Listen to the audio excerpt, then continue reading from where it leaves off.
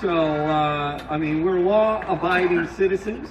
The only ones that are actually going to abide by these laws are who? I mean, we're going to do that, but to my knowledge, criminals don't really care.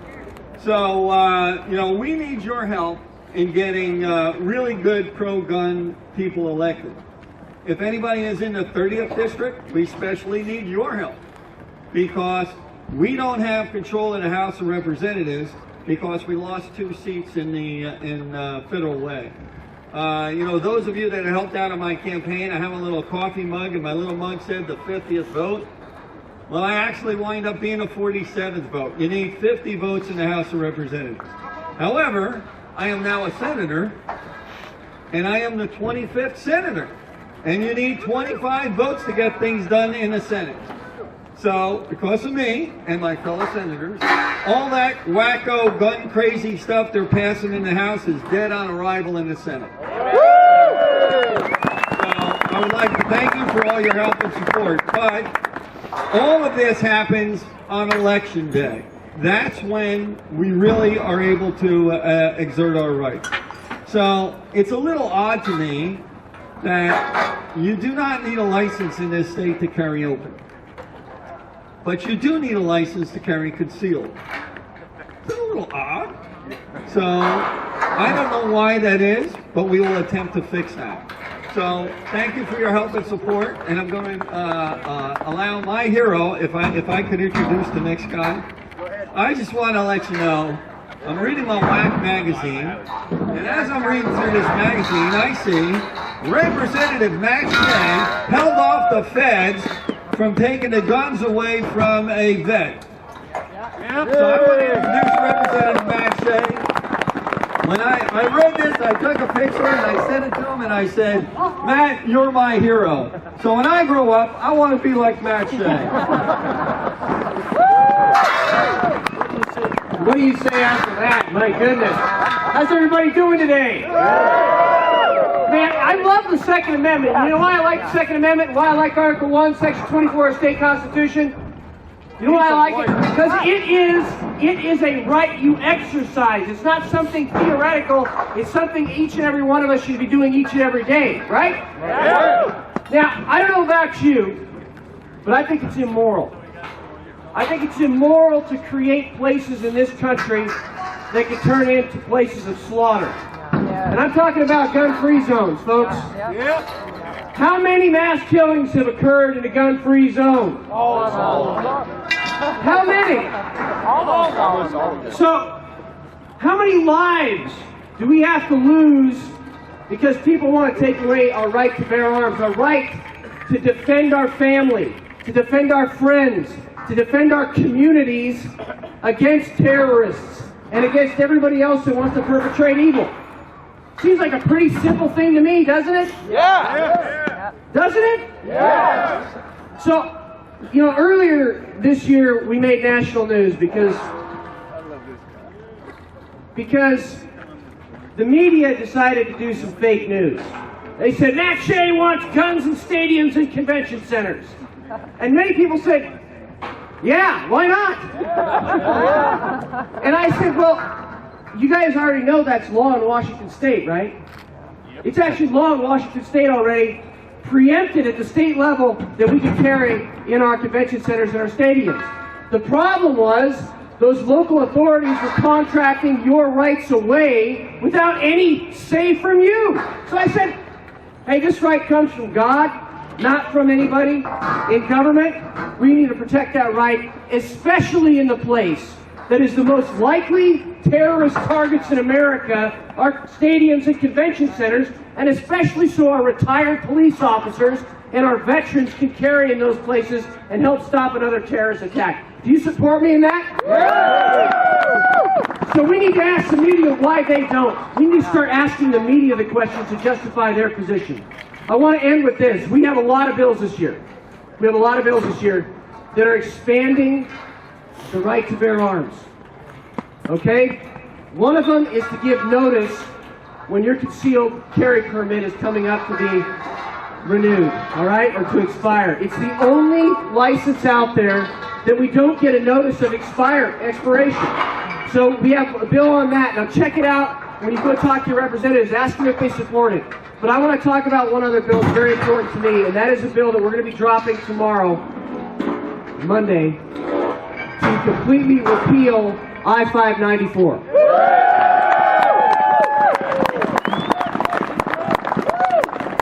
Now, we need to do that for the sake of our veterans, and we need to do it for the sake of our families. And I'll tell you something else. This isn't about guys standing up here that are state representatives. It's about all of us. Because I'll tell you right now, when they came for that veterans firearms in North Idaho, when we got the call, there were only 2 state representatives that showed up and the county sheriff. And God bless that county sheriff, Darrell Wheeler, up there in North Idaho. He stood with us. But it was all the friends and neighbors that saw us standing on that veterans front lawn that showed up, waved some great flags with a snake on it, I love that flag, and said, you know what, you're going to have to come through us to take this veterans firearms away. And you know what happened? When the people stood on the line between government and that veteran and his rights, it was the government that backed down. And that is the message for all of us today. If we stand up, eventually they'll back down. God bless you guys. Thanks for being out here today. Take care. We've got a legislative table over here on the other side. This far canopy on the other side over here. Peggy Hutt, Charlene Christian, and them are over there to help you find out where your representatives are. They've got letters over there that you can take with you if you want, that you can take to your representatives. If you want to fill out your own letter, they'll help you with that as well. Either way, that's the stop that you need to make, either sometime while we're here or before you leave, or I should say not before you leave, but before you head into your representatives' offices. All right. With that said, let's move on to Representative Walsh, Jim Walsh. Thanks so much, Rick.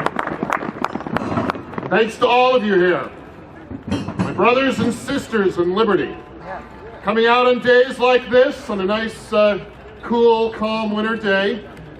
By your getting together, by joining together, by getting active, you've helped get people like me into the building there. And for that, I thank you. You know, a lot of us come to believe in these essential rights from different ways. I mean, some of us are hunters and come out of that background, from family traditions. Some of us come to it from the sense of security, providing security for our families and for our property and for ourselves. It doesn't really matter how you come at the rights here that we cherish and that we celebrate. What matters is that by exercising these rights, you create an essential externality, an essential general right that makes this republic strong. And that is that we will stand for this republic, that we as people who live here as free citizens of this country and this state, we are subjects of no king, and we are slaves of no tyrant. And we talk about the Second Amendment, but as Matt Shea mentioned, we also need to remember our state constitution's Article 1, Section 24, which speaks in some ways with greater clarity that the right to own and keep arms is an individual right, and that from that individual right comes a protection of the state against tyranny and against overreach of grasping bureaucrats who would limit your right to own and keep arms, to push their particular agendas and their schemes for, let's say, higher office in a few years. By exercising these essential rights, by doing your part to keep our constitutional rights alive and in force, you are keeping this republic. You are being active and you are preserving the values that make this country and this state great. And for that, I am eternally, eternally grateful to all of you. God bless you. God bless America, and God bless the state of Washington. Thanks so much. All right, so far we had some great speeches from some of our representatives here. A lot of you, pretty much probably almost all of you are part of the Public Gun Rights Coalition group. Everyone? Yeah, okay. As far as the Gun Rights Coalition group, some of you may have noticed that we try and avoid getting too much. We'll see a lot of posts from people that, you know, you got to be a Republican, you got to be a Libertarian, you got to be this, you got to be that, and we try and squash that as much as we can, while allowing people to be able to speak as well. Why do we do that? Because this really is a nonpartisan. Gun rights is a nonpartisan issue. It's not partisan. We need to be reaching out to everyone. It doesn't matter whether they're Democrats, Libertarians, Republicans, neighbors, friends, whatever. Independents, yes. Okay. That's extremely important because we need to be reaching out to our Democratic representatives as well as our Republicans. And we may find that when we do, we have a friend when they do. Our next speaker is just one such. He's one of our Democratic representatives. However, he is a strong supporter of gun rights, and he has been at least largely responsible over the last few years with some of our legislation that has fixed some of the issues that we have. Short barrel rifles, getting the bill passed in the first place, and then getting it fixed when there was problems found with it. He took care of that. He's also put forth the new bill that we've seen that showed up was it yesterday? Yesterday, to get rid of the gun sales database. They won't call it a registry, but it's a gun sales database. We all know that they have. There was a bit of discussion last week about it going back and forth on what a registry is as opposed to a database. Either way, it's got one purpose: to know where the firearms are so that they can come and get them if they need to. So with that said, let's go ahead and have Representative Brian Blake come up. Thank you, Rick. As he said, I'm a Democrat and I'm pro-gun. I've been a life member of the NRA going back I don't know how many years or decades, and I'm now a life endowment member. I strongly opposed and publicly opposed 594, strongly and publicly opposed 1491, and I think we've got to continue to fight.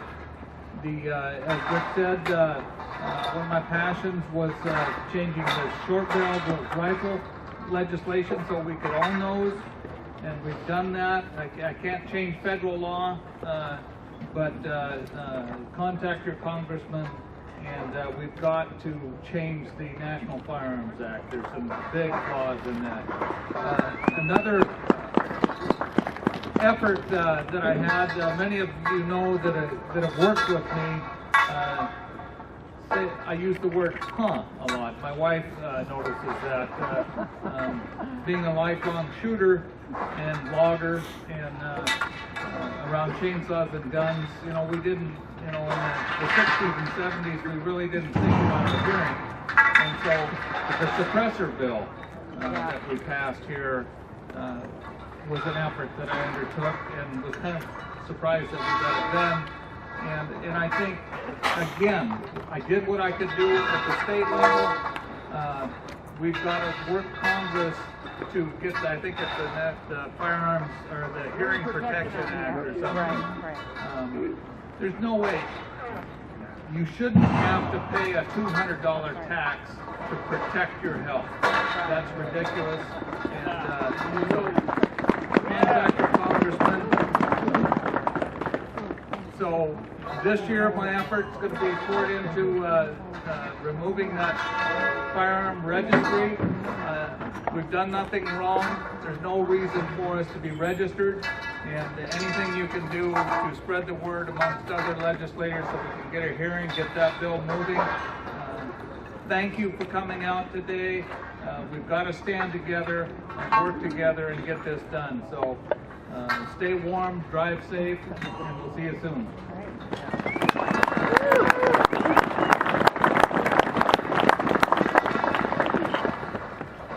Ray?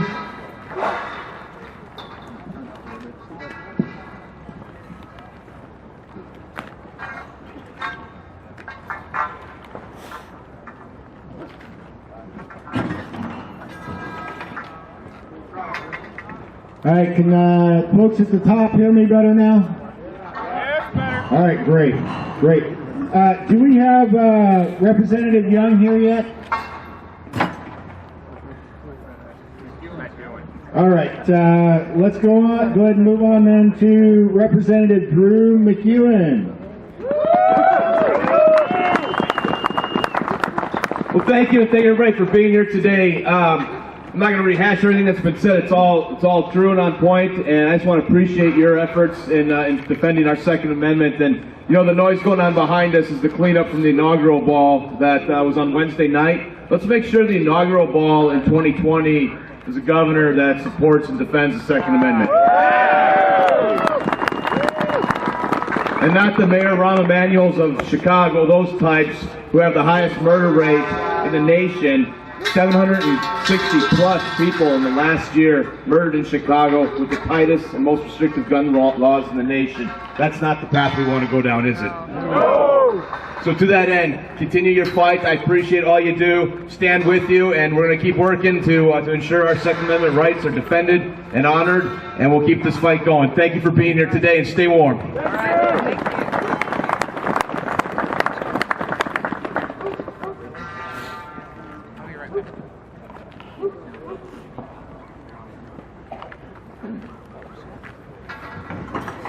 All right, looks like we had a few people that got snowed in, aren't going to make it.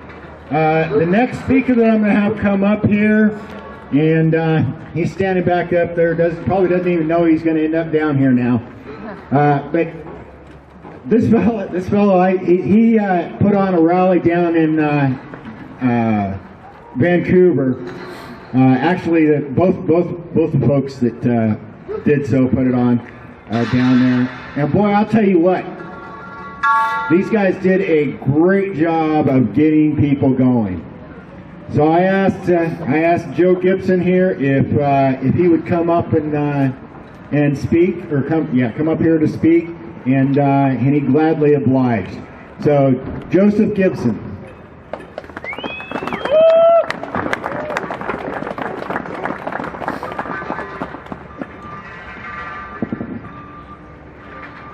Hey, I'd just like to take a quick second, first of all, to thank God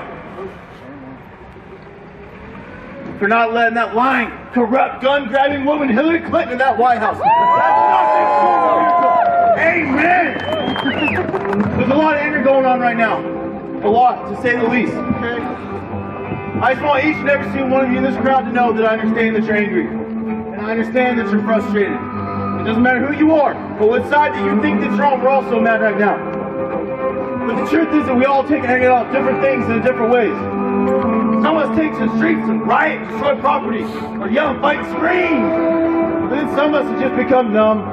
We stick our heads in the sand and pretend like nothing's going on, even though you know in your heart there's a lot going on right now.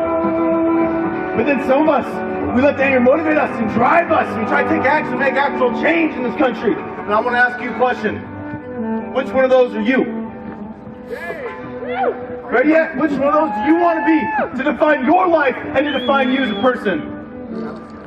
Listen to this. All this fighting going on right now, especially on social media. It is absolutely amazing to me how courageous someone suddenly becomes as if they're sitting behind the screen typing away. But the truth is, almost all the things that we get angry and fight about doesn't even matter.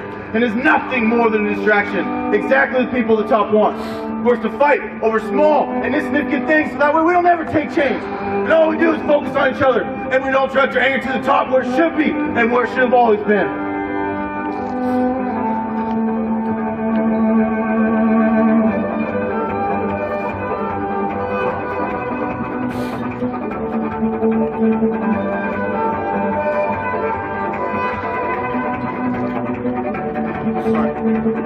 But it doesn't matter if Republican or Democrat, we can all agree on one thing, and that's that we no longer want selfishness, greed, and corruption to thrive in our government anymore. We can come together and we can pray for this country. We can pray that God takes this country in direction as of His image, His ideas, and filled with His love. We do not have to completely agree on what we think God wants for this country. We don't have to fully comprehend the image that God has for this country. But I will tell you one thing that I'm most certain that God wants for this country. And that is that God wants good people to have good guns. And God wants all of His followers, His soldiers, and all the good people of this nation to arm themselves to protect His children and to protect His country. Is that not right? Yeah. God protect our children, right? Yeah. And our families. Yeah. It's absolutely amazing to me. Absolutely amazing to me that these politicians want to take away our right to defend our families, to defend our children, and mostly to defend our country.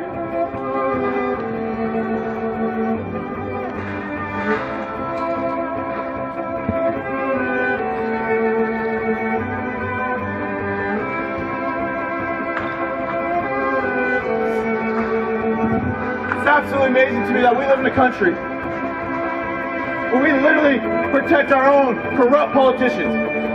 And we protect our own armed money trucks better than we protect our own children in these schools. What kind of backwards society do we live in?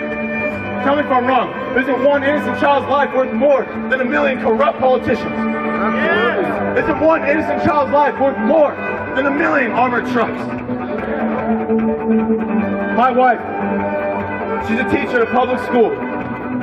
It's called a gun-free zone. It's declared a gun-free zone. Well, it's a gun-free zone until a bad guy brings a gun on campus. This is not so much of a gun-free zone, is it? No. But every once in a while, they practice lockdowns as if there's an active shooter. And they tell the teachers to lock the doors and to search the classroom for any potential weapons that aren't meant to be weapons, such as pencils, pens, and even stupid chairs. Watch out, it's a four-legged weapon. Beware. But I have a crazy idea, a crazy concept, and a crazy belief. You call me an extremist, okay? But I believe that our children are more valuable than this. I believe our children are worth more than this. I believe that our children deserve better than having to fend for themselves with a pencil against an evil man with a gun. Woo! Yeah. Politicians, you listen up. And you listen up real good. You hear me, Inslee? You think that gun-free zones are so good. You think that gun-free zones are so effective? Fine! Let's implement them in your workplace. Let's implement them in your household. Let's implement them in your life. But you keep your dangerous ideology off of my wife and off of my children because your lack of common sense is dangerous. I'm tired of these politicians, and I am done.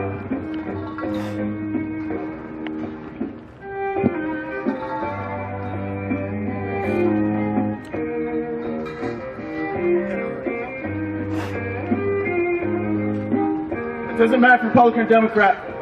We can all agree on the same thing. Like I said, we don't want greed, we don't want corruption. We're done with that. And like I said, I've had it with these politicians.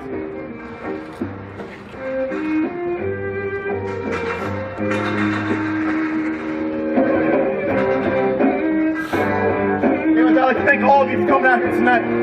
I'd like to thank all of you for coming out in the snow, the ice, and coming out here to fight these Republicans and these Democrats and all the establishment in this community. Okay, because there's no way we're going to let them take away our rifles. That's our right. Because without that, without the rifles in this country, we're going to get invaded. The country's China will never come here. Because we got millions of firearms owned by common citizens like you and me. It is a deterrent. But the one thing I hear people talk about enough is that's never been about having to shoot our guns. It's always been about not having to use our guns. It is a deterrent. This is why our country's never been invaded. But you got to open carry. When you open carry, it sends such a good message, especially to potential criminals. right? It says that you will not steal from me. You will not rob from me. And you definitely will not hurt anybody that's around me. There are no soft targets around us, okay? And ladies, you gotta open carry, all right? You gotta open carry, because it sends such a good message to young girls out there about being a strong and independent woman. But it sends an even better message to criminals that may see you, okay?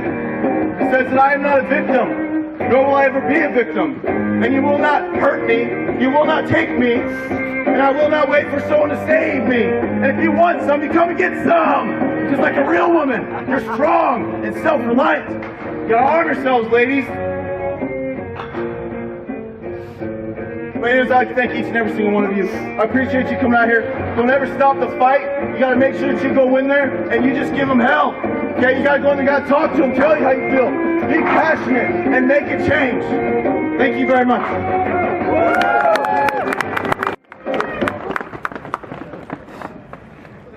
All right.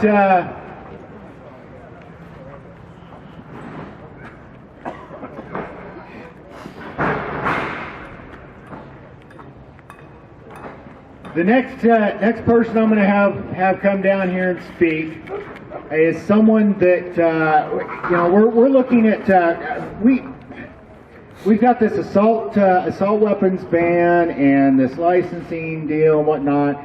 As one of our representatives already told you, it's dead in the house. It's dead here. It's not going to make it through the legislature. However, we're almost certain, approaching 100% certainty that what they're going to do is they're going to launch that into an initiative. So we're going to end up dealing with it as an initiative. So the next speaker that I'm going to have come down here was one of our most vocal people through the I-594 debacle. Me and her were crossing paths I think every weekend we were crossing paths there through the summer. She was going out and speaking and talking and trying to educate people about I-594. And she'll be here again if and when they do so. Let's go ahead and give Adina Hicks a big welcome and have her come down here and speak for us. Thanks, guys. Thought I was going to get out of speaking this time, but so a lot of gun bills are coming down, some good, some bad. I think we see this every year. But Rick is absolutely right, and if he says we're almost 100%, I would say 99.9999999% that they are going to push this as an initiative. Bob Ferguson, our Attorney General, which God forbid, we should have voted him out, launched this assault weapons ban, magazine capacity limit as kind of a step up to his bid for governor in 2020. Okay, he wants to get the Bloombergs and the Nick Hanauers and the Paul Allens and all the billionaires that have been pushing all the anti-gun legislation. They can't make it through the House. They definitely can't make it through the Senate. But unfortunately, there's enough people that go, oh, gee, that sounds good. They hear a 15-second soundbite. Now, when you look at the assault weapons bill, oh my gosh, do you even realize that, you know what? What's a very popular handgun that has more than 10 rounds in the magazine? All of them. Okay, guess what? You're going to have to register for an assault weapons license. Okay, if you want to carry a Glock that's got more than 10 rounds. If you want to buy yourself an AR, you have to get yourself an assault weapons license. Now, guess what? And I think we've said it over and over again. Who's not going to do it? The criminals! Because that's the whole definition of being criminals. You don't follow the law. We are all law-abiding citizens of the United States. We have an inalienable right to keep and bear arms.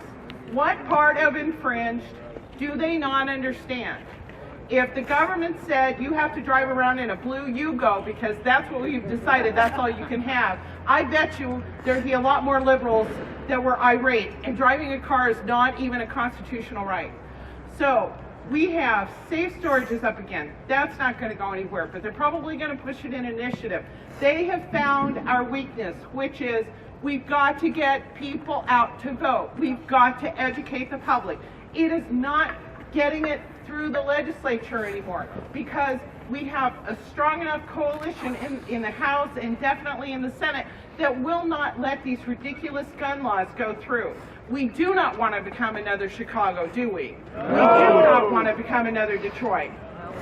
Okay, so your We certainly jobs. don't want to be California. Definitely do not want to be California. I kind of wish they would break off from the United States and build a wall. So, but what we need to do, besides coming out to these rallies, you need to get involved in politics.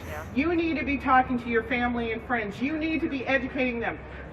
There are 2 million gun owners in the state of Washington. Why on earth are these things passing? It's passing because people aren't voting, people are not educated, and maybe, yeah, but let me tell you something about King County, okay? If all the gun owners and the conservatives would come out and vote, King County would not be making law for the rest of Washington State. That's a fact. Okay? So people have bought into this idea that, oh, well, King County's going to control everything, so my vote doesn't count. That's not true anymore. If you look at this state, I mean, just look at how this state voted for Donald Trump. Okay? Most of it's red, and only the urban areas are blue. And guess what? It's in the urban areas that they have these weird ideas about gun-free zones and all this licensing and not allowing people to carry their firearms on certain premises. And guess what? Those are the most unsafe places. I can tell you, Olympia today is probably the safest place in all of Washington State today, right? Yeah! Because I know most of us are carrying, and I know that we're law-abiding citizens. So, educate yourself, educate your neighbors, educate your friends, get people out there to vote. I'm now a PCO in my little precinct. I'm now the president of the 28th District Republican Club, because the Republicans in my district are more gun-friendly than Democrats are. Brian Blake is a great example of a good conservative Democrat. But you're going to find, too, that you do have a lot of Democratic friends that are conservative, that believe in their gun rights. And what we have to do is convince them that all they have to do is look around and see where the most unsafe places are in this country and in this world are places where they ban firearms. That's right. So thank you, Rick, for putting this on again, and thank you guys all for coming down and braving the cold. When I started this 5 or 6 years ago, I couldn't even told you what a PCO was. Couldn't even told you what a PCO was. In fact, forced to become the one thing I hate, or the 3 things I hate. Anyway, a PCO, precinct committee officer, are the people that are in the local area, in their, right around where they live, that are representing their party in that area. They're an elected seat. However, if there is no one that happens to be elected in your area, talk to your party there, and they may go ahead and put the county chairman, and they may put you in there until the next election. So I know that has happened several times. I have a great PCO in my neighborhood, and with everything else I'm doing, I would rather let him do it. However, if something happens and he leaves the area, then I'm going to step in and work mine. But the PCOs, that's where it starts. It starts right at home. By the time it gets to the presidential level, it's gone. The president started at the local level, then moved up to representative or county seats, then moved up to representatives, senators, etc., to get where they are. They start somewhere. We have to start by selecting the right people right at home, right in our local area. We need to make sure that we're not just looking at the folks that we put up here in this house. We need to look at the people that we're putting in our courthouses in our local areas as well. All right, with that said, the next speaker that I'm going to have come up here, he's got a radio show. He's had me come on the radio show a couple of times and speak with him. He ran for a position here in the state this last summer. Put a lot of effort into it, didn't make it, but the fact that he ran, I mean, you got to try. It's one of those things that if you don't go out there and actually try, you can't do anything. I tell people a lot of times that they'll say, well, it's not worth it because nothing's going to change, or I shouldn't vote because my vote's not going to count. We'll hear lots of stuff like that. Well, yeah, if you don't try, if you don't vote, you don't stand up, you don't speak up, you can't be heard, and you can't make any difference. I can guarantee you that if you don't do it, you're not going to be heard, that it's not going to make a difference. So with that said, let's go ahead and have Marty McClendon come up. Good morning.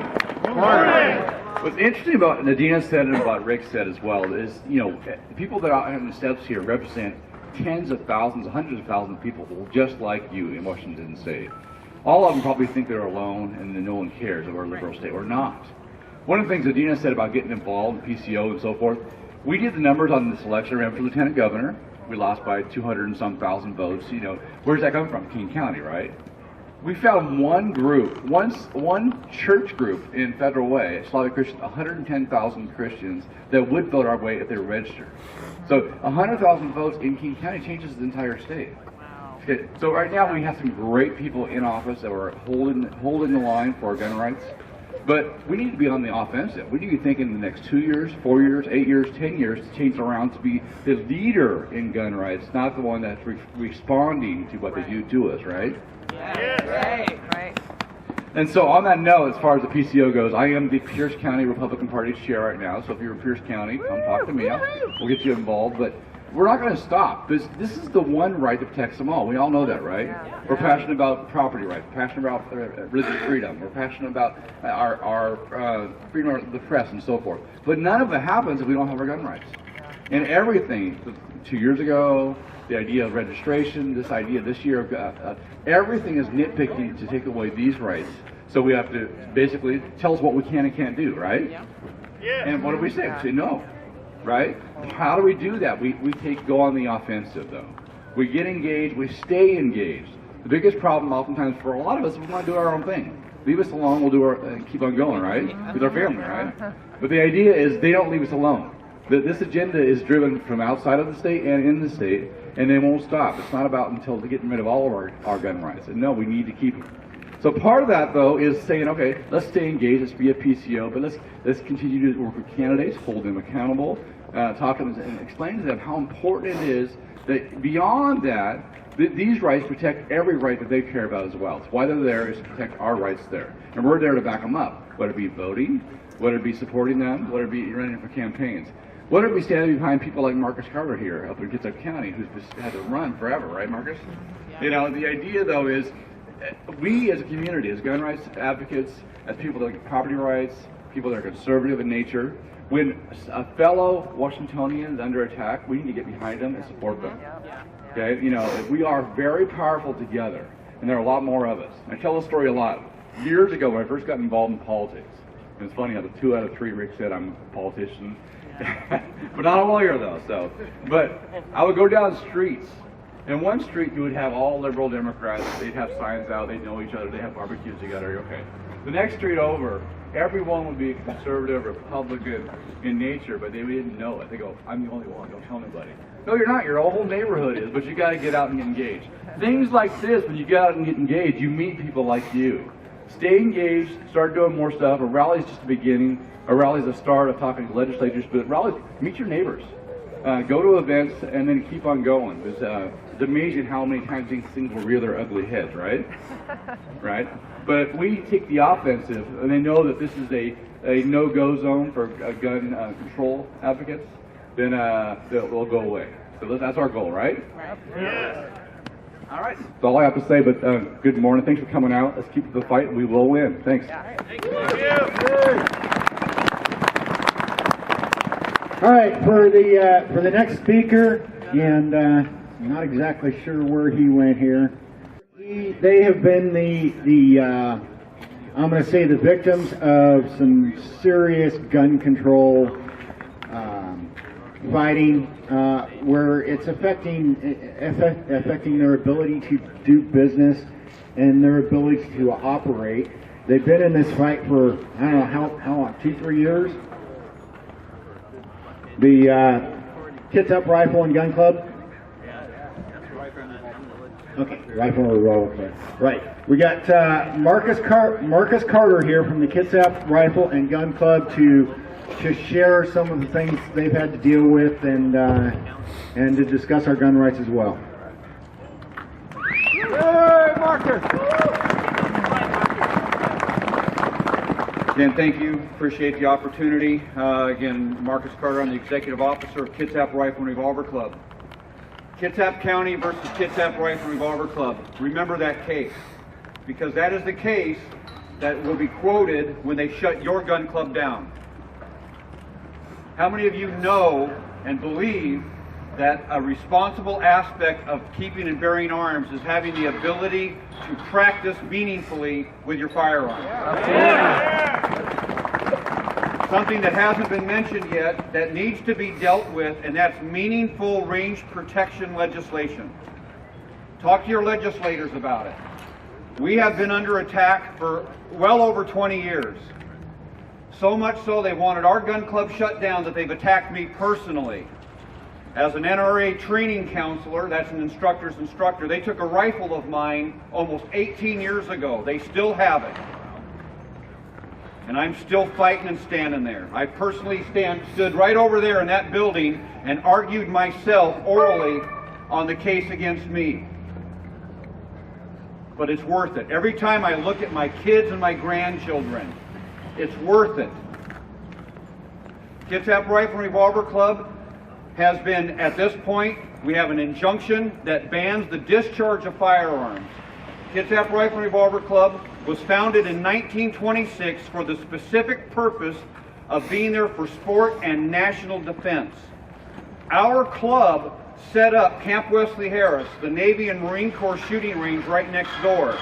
And we were commended when that range was set up for our commitment to preparedness so that there would be not another Great War. We were founded November 11th of 1926. What day is November 11th? What do we have on that day? Veterans Day. Did we have that in 1926? It was Armistice Day. It was the day we celebrated signing the armistice ending World War I. There was no World War II, it wasn't World War I, it was the Great War. Our club was founded to make sure that our community members were prepared so that there would not be, hopefully, another Great War. Or should there be one, the way that man is in his sinful nature, that we would be prepared to defend liberty. Our club has been on the forefront of that. We were one of the few gun clubs in the state that does not have a speed limit on how fast you can pull the trigger. Except to say, you can pull it as fast as you can as long as it's accurately placed into a target. If you're real fast, we'll get you involved in some of the shooting sports. Kitsap counties and some of the discussion about getting involved with your local county commissioners is critical, folks. We have a state preemption clause that says that no county can make a law more restrictive than state law when it comes to restricting not only possession of a firearm, but the discharge of firearms. Our county has overstepped that, and they have banned shooting even at historic ranges unless we get their permission, unless we get a permit. And guess what? They're not issuing the permit. Our club voted unanimously, and anytime you get a group or a membership, I think we had the estimates as high as 300 of our members, they said fight it to the end, because it's not just about firearms rights, it's also about property rights. We're either grandfathered or we're not. We're one of the only ranges, especially in Western Washington. We have a 360-degree bay with a dark house, a shoot house, that we put civilians with military and law enforcement together. So we get to know each other and we get to learn from each other. Divide and conquer has been used for far too long and has been far too effective. Our range right now is under an injunction by Judge Susan Serco. She was referred to as Judge Psycho by an attorney outside the courthouse, and I begin to understand why. And she has banned all practical shooting at our range, which is all shooting, because it doesn't all shooting have relationship to a practical skill set? Absolutely. She has banned any rifle, actually she's banned any weapon greater than 3/10 of a caliber. 3/10 of a caliber. The county prosecutor clarified that by saying that's anything larger than 0.3 millimeters. Folks, do the math. That's about the size of the hypodermic needle used for an insulin injection. There's pencils bigger than that. That's arrows, rocks, you name it. That's what she's done. She's banned the use of machine guns. We're one of the few ranges that allow the use of machine guns at our facility, but she's now banned that.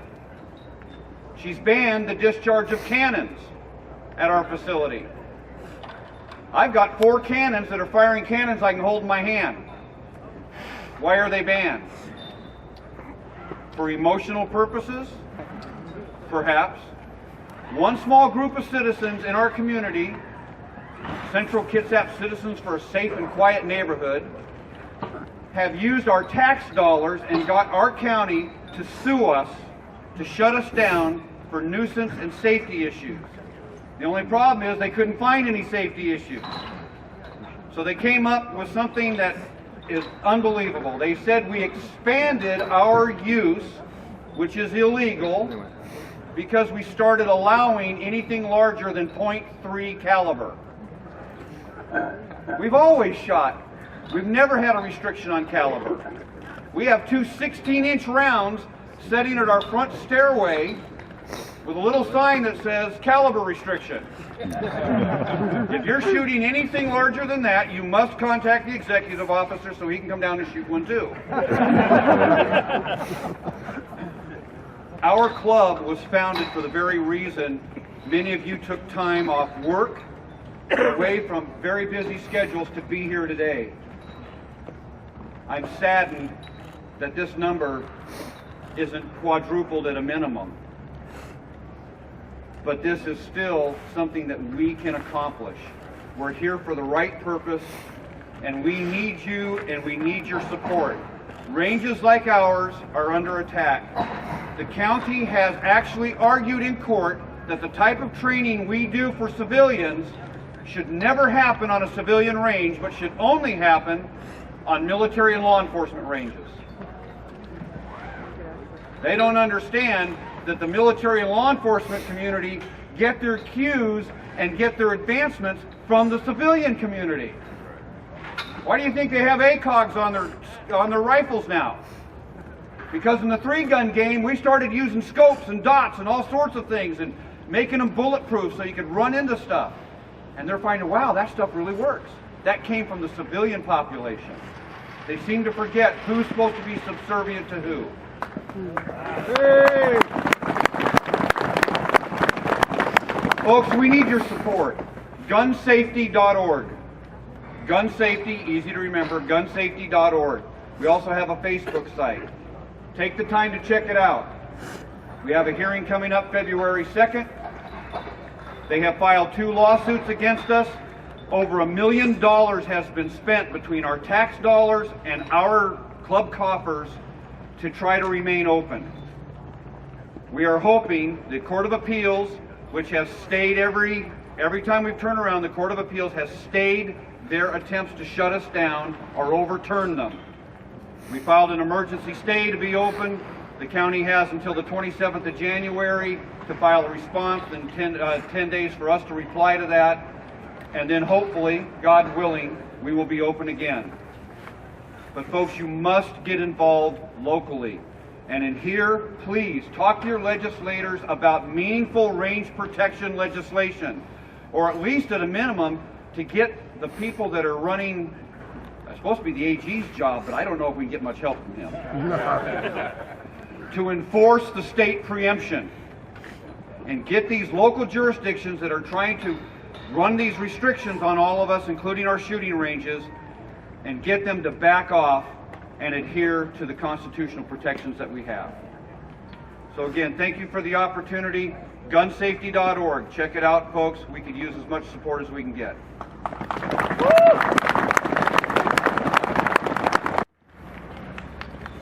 All right, I had mentioned on the in the group there that I kind of had a little bit of an announcement as to something that we were going to be doing or were planning to do.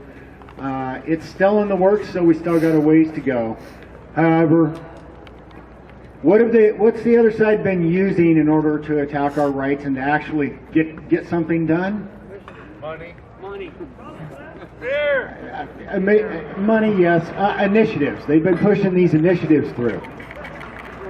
They know that it can't go anywhere in the legislature, so they're going for the initiatives. The same goes for us, though, too. It's really hard for us to get anything through the legislature as well. So what are we going to do? Initiatives. We're going to work on some initiatives. Woo! Yeah! One of our representatives mentioned already, one of them that we specifically want to look at. Do you think it's right that you have to go down to your sheriff's office, police office, or whatever, fill out a form and ask permission to exercise your right to carry a firearm concealed? No! No! That's not right. So we're going to work on a constitutional carry initiative.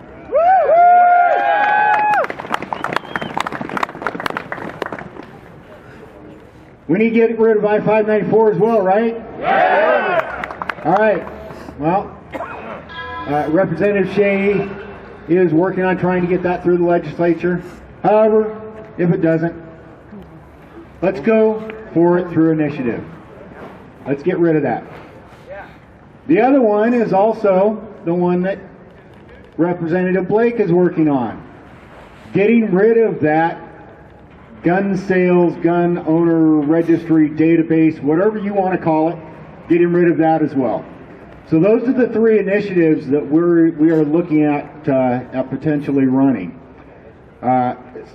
Definitely want to work on that constitutional carry one and look at doing the others. If we do them all at once, that might help us. How many of you are going to be willing to get out there when we do that, to stand out there and gather signatures? We are going to need every single one of you when we do. We don't have the money that the other side has. We are not going to be able to pay people to come up from California to gather signatures. So we're going to need the help of everyone to do that. All right, following on the gun range issues, we also have issues out in our forests. With our own people going out there, our own gun owners going out there and making messes and trashing the places. Okay? Something that all of us can do is go out there from time to time, clean some of that up, and if you see someone out there that's making a mess, talk to them. Make sure that they understand that if they're doing that, we're going to end up losing those places to go shoot. So with that said, there's a group that's they've been working for a couple of years here in Washington, kind of in the borders on the outside, just getting going as a little bit more of a stronger group, working on getting some more stuff done. I'm kind of a little bit involved with helping them out with that. We're going to have Josh McIntyre from Trash No Land come up.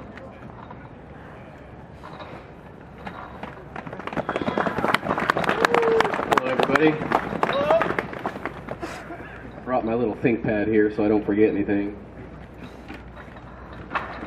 Anyways, my name's Joshua McIntyre. I'm just kind of a local recreational shooter. I'm about as blue collar as you can get, just a regular guy that enjoys going out to the woods, enjoying my firearms.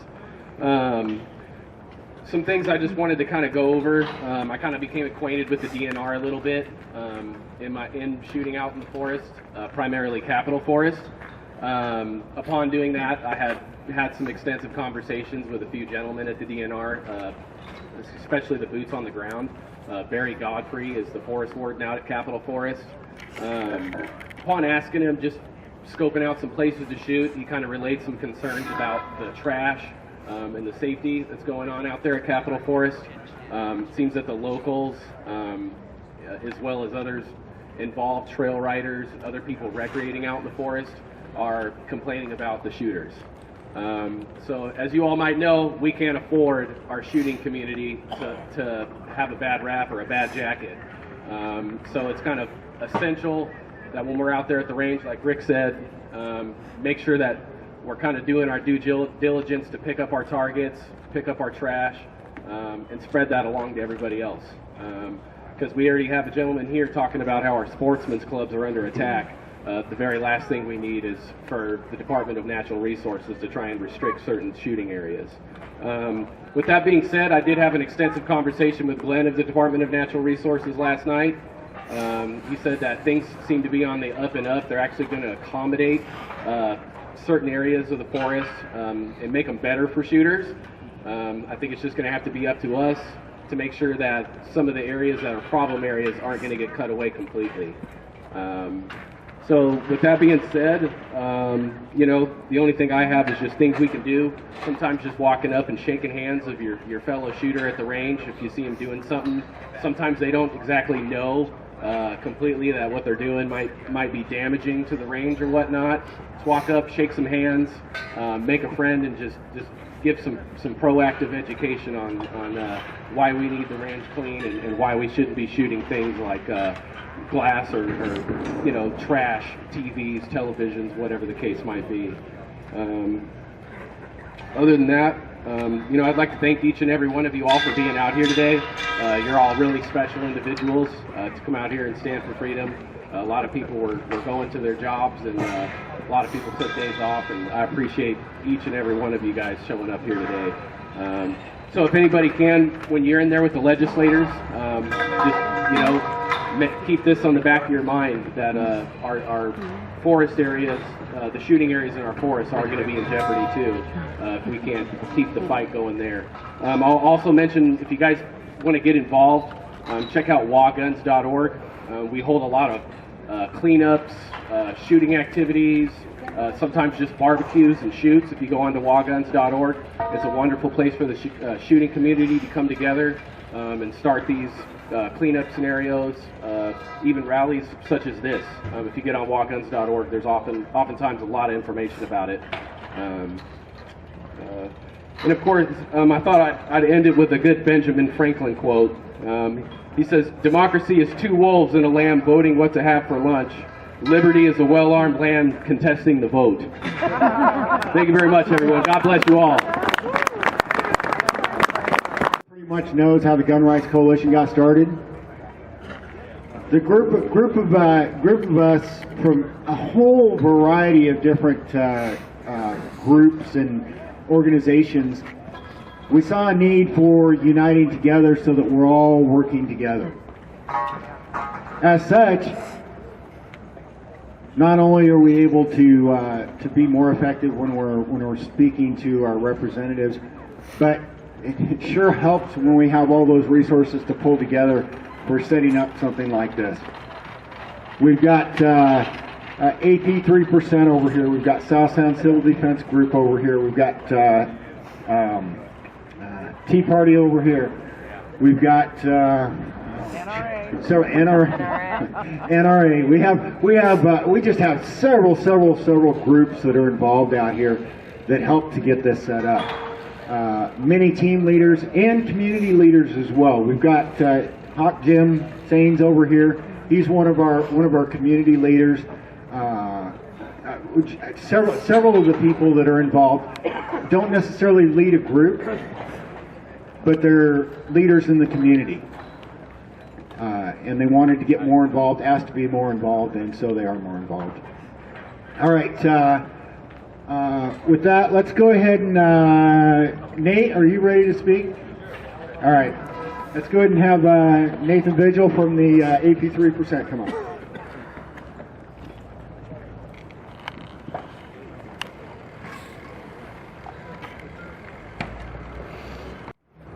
Good morning, everybody. Thank you all for being here. I didn't really prepare anything. Thank you, GRC, for putting this on, and SSCDG along with AP3, that's our group. You know, I want to piggyback off of everything everybody else said, and the importance of not only our representatives holding the line here at the Capitol for our state, but the citizens, each and every one of us, has to get out there and educate and inform everybody around us, our neighborhoods, our communities, everybody. This 1491, where's the due process? There's no due process. There's nothing. I mean, it's unfathomable that that can even happen in this day and age. And everybody just said, you know, an emotional response, yeah, let's do it. No, it's wrong. And it's malicious. That's what they're going for. So without educating the public and without us getting out there and signing and getting signatures and getting our own initiatives and getting in front of all this stuff, they will keep after every one of us until there's nothing left. And we all know how states like Illinois and Michigan are, and New York and California. I mean, the legislators in California, they passed a law against their own people, but they exempted themselves. And they got away with it. This doesn't make any sense. It's just wrong. So thank you all for coming out, and next time let's double it. Each one of us, let's bring 5 more people to get out here, and we're gonna stop this. Thank you, everybody.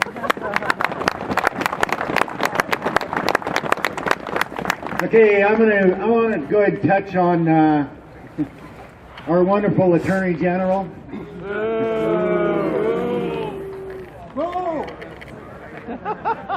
Yeah, he's gonna be coming up for election again here in.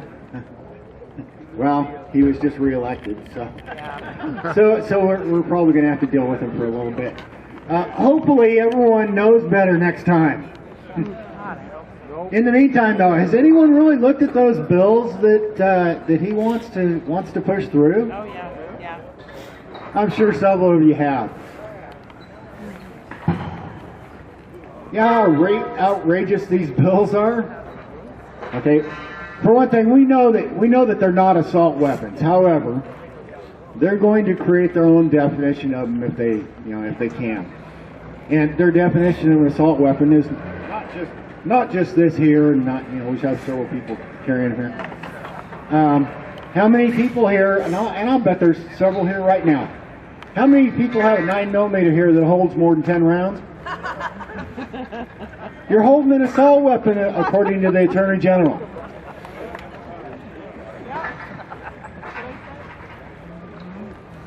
Rimfire rifles, little .22 rifles that a lot of us used for our children when they're younger.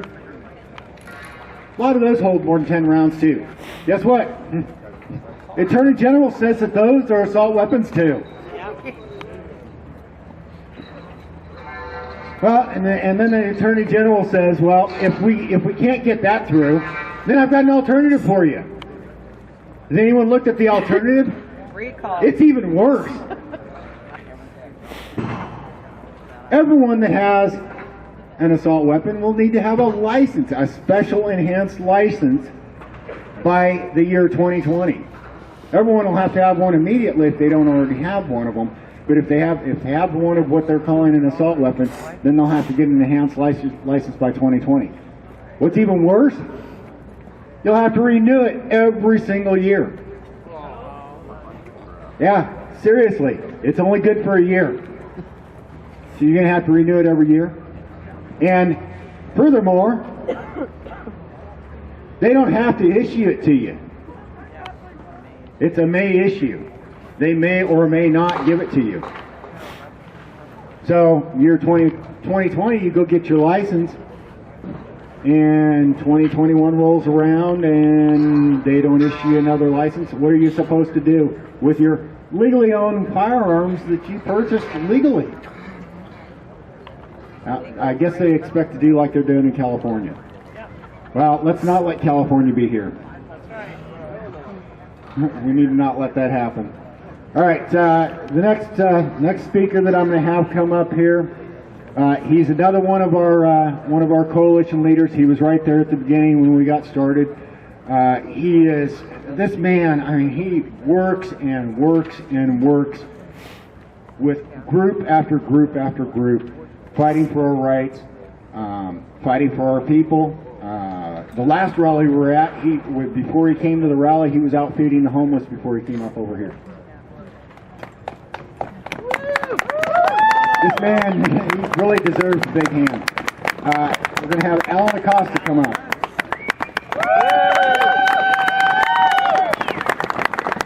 Wow, thank you. Well, exactly, I'm just glad that you guys showed up. You guys already got a victory. In my book, we definitely doubled the attendance of what Attorney General Bob Ferguson had December 19th, but we need to continue to fight. Many of you hold this as a sign of liberty here in Washington State. Now I need you guys to earn it. This is earned, not given. The 3%. That's what I have. Everybody in my organization earns this. They earn it by political activism, community activism, and self-governance. Practice what you preach. Things in this Washington State and what's happening now, it did not happen overnight. We let it happen. Now I need you guys to get activated. Get involved. Get involved in there. Get involved in your community. And be unified. Again, earn it. Let's do this. It's time to put everything aside and let's work together. Thank you. All right, we're going to start wrapping this up here pretty quick. We do have two more people up that are that have asked to speak that we're going to go ahead and let come up here. Before we have them come up, though, I want to remind everyone once again: legislative table over to this side here. Be sure to get over there and get in the building to see your representatives. And if you're able to provide some donations, we sure would appreciate it. So with that said, let's have Kirby Dinger, is that right? With the Straight Shooters for Sportsmen? Here he is. All right. I haven't spoken too much since I was in debate at Olympia High School in 1981. I was an impromptu speaker. We've got some serious issues facing all of us today. And, I'm really proud of Thurston County because when they tried to ban duck hunting 2 years ago, we got a new county commissioner elected. His name is Bud Blake. Yeah. Bud Blake rocks. He's an independent. He's also a hunter. He's a retired colonel from the military.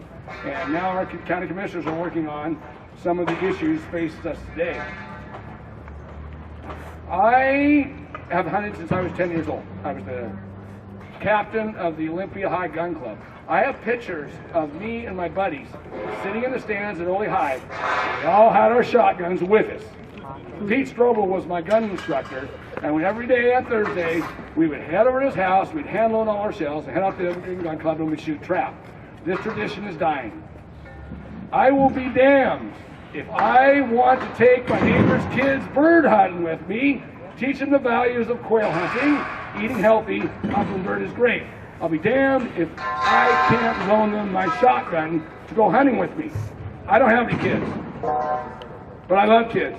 I think that teaching the value of the sportsman and shooting and being safe with guns, conscientious, is really important for our youth. I hate to see the kids sitting around getting fat, playing on the computers, when they can help me out and raise my bird dogs. I've got a couple Britneys going, and they're pretty badass. So at any rate, you know, I thought a lot about it a few months ago. My mama was great. She passed away, and I inherited a large sum of money.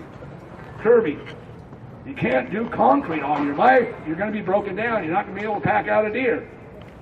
So what do I want to do with the rest of my life? Well, I worked for House Security here for Ron Finley as a security officer for 10 years. Can you imagine how many members of the legislature that I know on a first-name basis?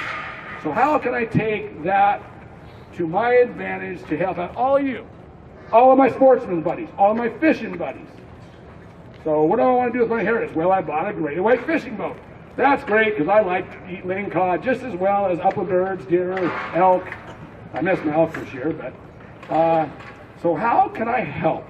What can I do with the rest of my life to help my fellow sportsmen, shooters, fishermen? You know, well,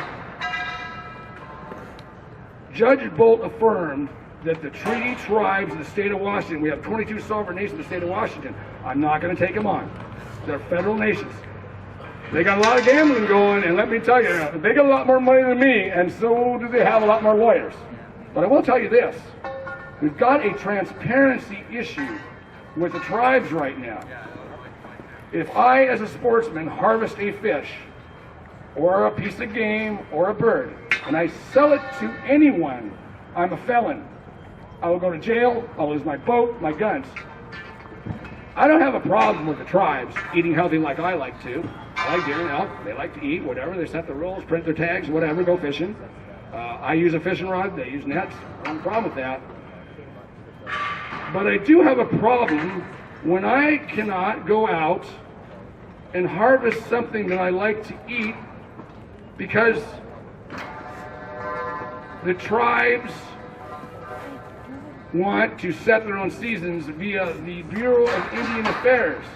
I think we should be setting them via negotiations behind open, transparent doors, and the public should be allowed to observe in those meetings and use their amendment rights to comment on the way the seasons are set.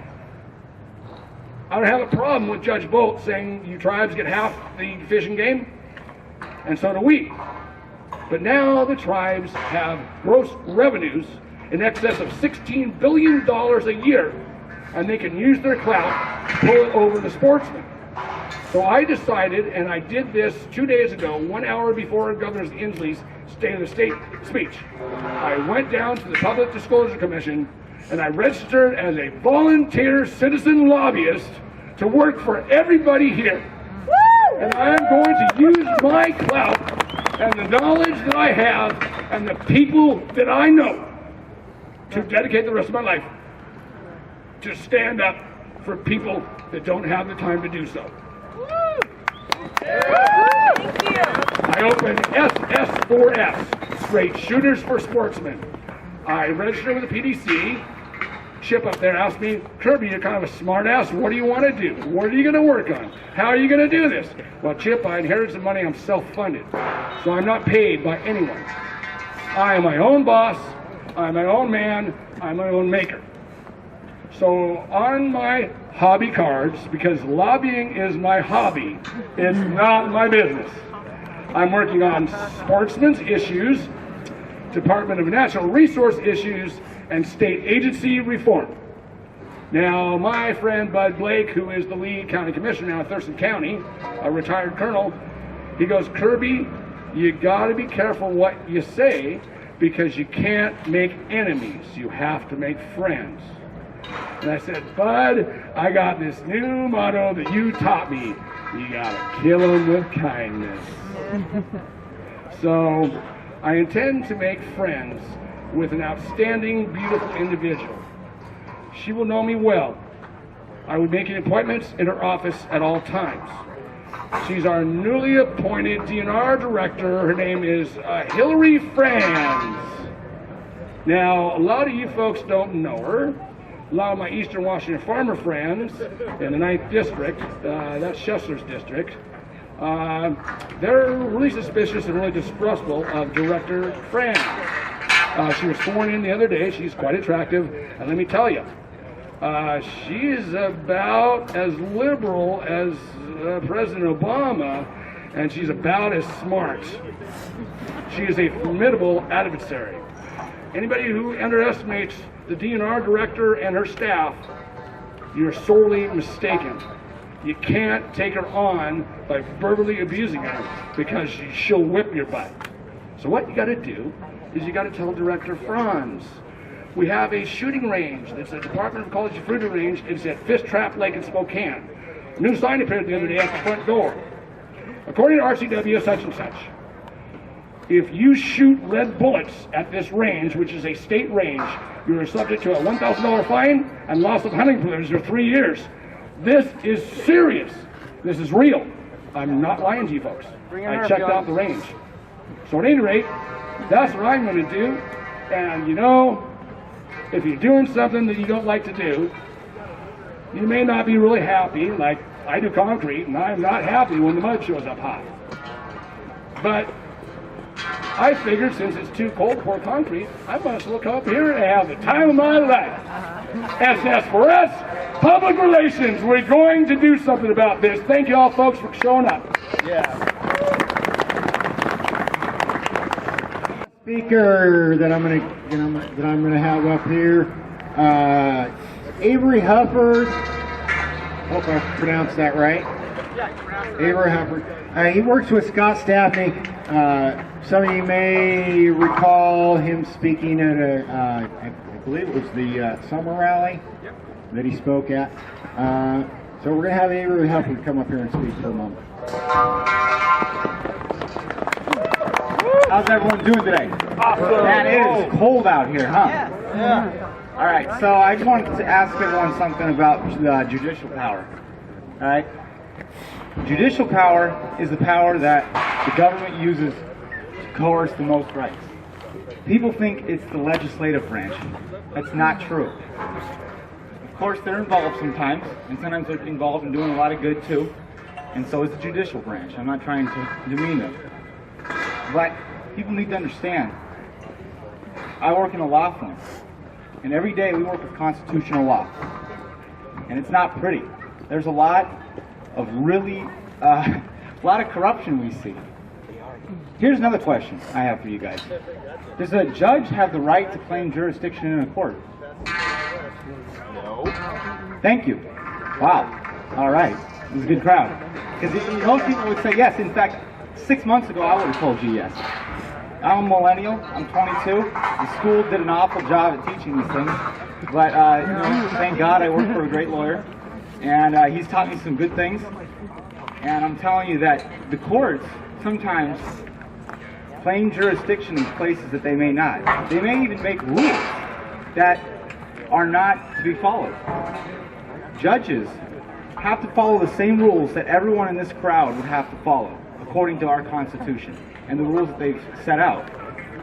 If a judge comes to you and says, oh, here's an extra rule you have to follow when you're making an appeal. I forget who it was in the crowd. I think it was you guys had the gun range. They just start adding rules that don't even exist. But because they're the judge, they think that they have some sort of special right that does not exist for them.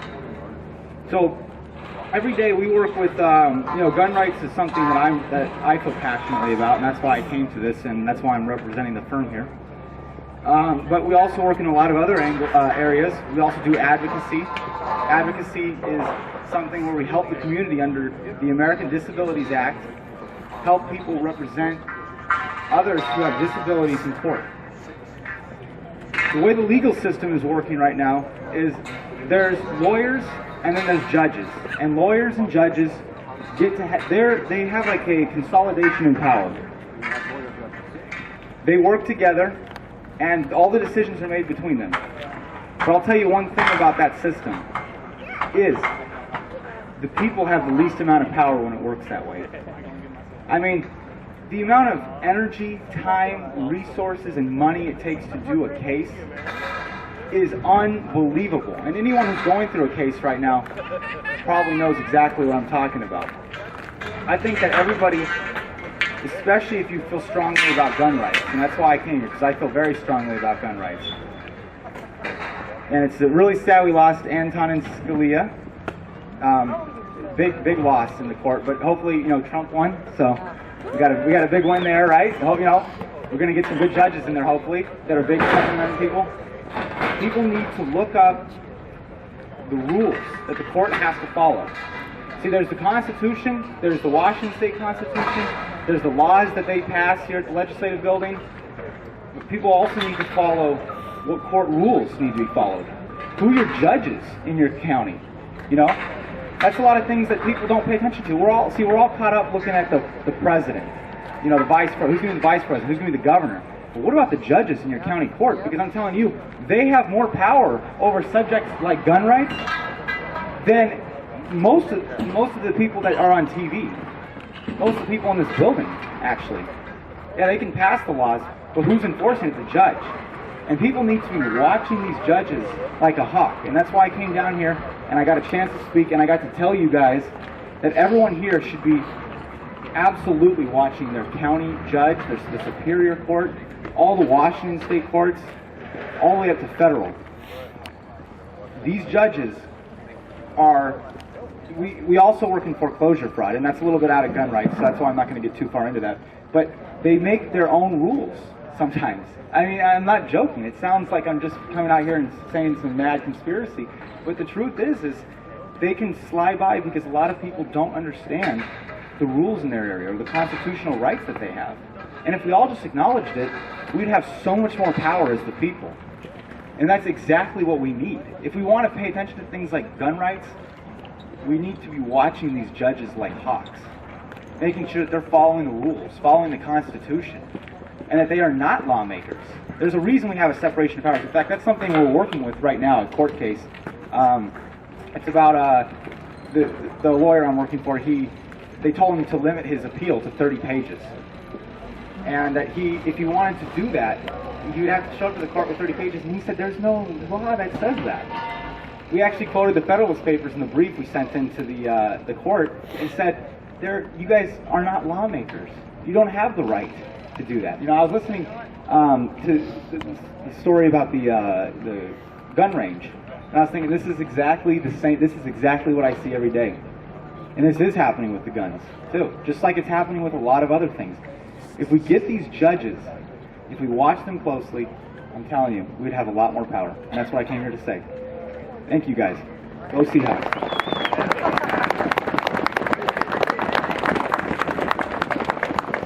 Let us hope our weapons are never needed. But do not forget what the common people knew when they demanded the Bill of Rights. An armed citizenry is the first defense, the best defense, and the final defense against tyranny. If guns are outlawed, only the government will have guns. Only the police, the secret police, the military, the high servants of our rulers, only the government, and a few outlaws. I intend to be among the outlaws. That's a quote from Edward Abbey. All right, this is your house, this is your capital, these are your representatives. Let's go visit our house, visit our capital, and talk to our representatives and let our representatives know what we expect of them. Thank you everyone for coming out.